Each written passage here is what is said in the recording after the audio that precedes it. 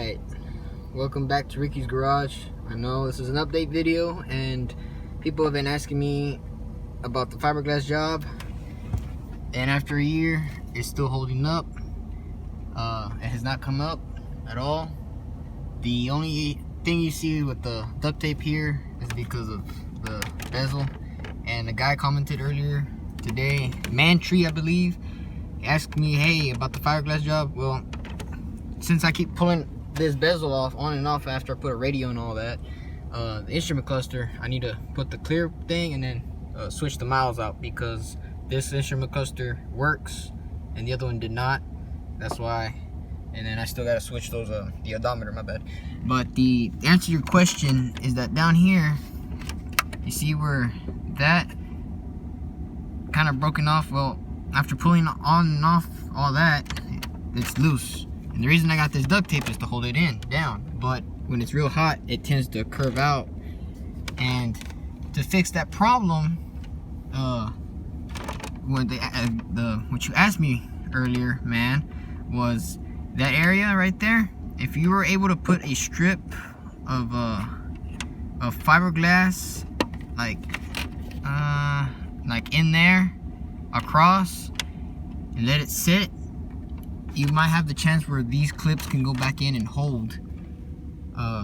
Because if you put it underneath that down there, under that plastic right there, where my nail is literally touching, not touching, but showing, if you put it under that, it won't hold.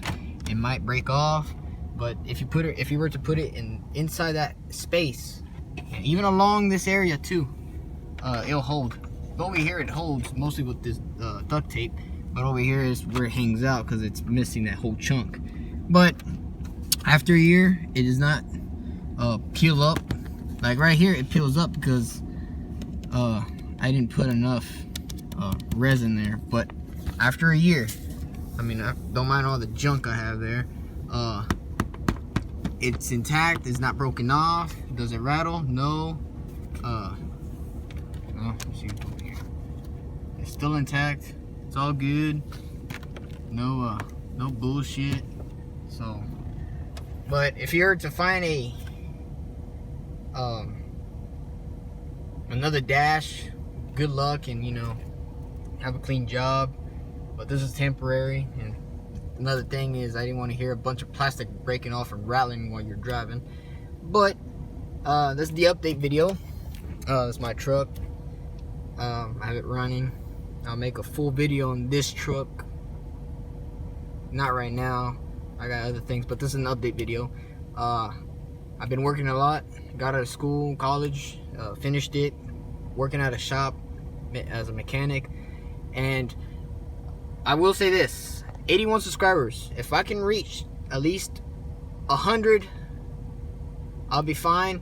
But I do want to open up a sponsorship with parts companies, like Rock Auto, O'Reilly's, AutoZone, something, because over there is a project truck. And now that's a whole story for itself, another video. But that's going to be a project truck. And you already seen it, but I want, equipment where I can record it, and that's going to be its own little series. It's not a surprise. I already showed the other truck. It's if you know what that is, comment down below. And if you can guess the year, you're a bad motherfucker. But yeah, I want to contact, because that's a big project and needs an engine. Well, I got my cousin is giving me 2 engines. The one's the original and the other one's a Vortec. But I'm gonna try to restore it and clean it up real good, like how I did to this truck almost. And that's gonna be a whole series to itself. But this truck, maybe sooner or later I'll do a walk around, show you what I've done and all that. But you can see right now it's running perfectly fine, functional. The only reason I got that chink engine light on is because of the distributor. I did a distributor job, and it's not off. It's just, well, the computer thinks it's off, but in reality it's in time. But that's what happens when you have a Vortec distributor. You can't really adjust it, right?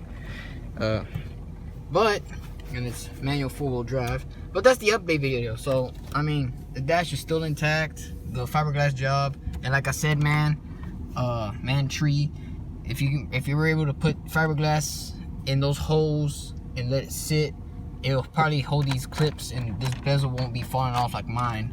But it still holds, but when it gets real hot, it tends to push out, and that's why I got a big crack there now, which is I'm pretty mad about. But anyways, appreciate it.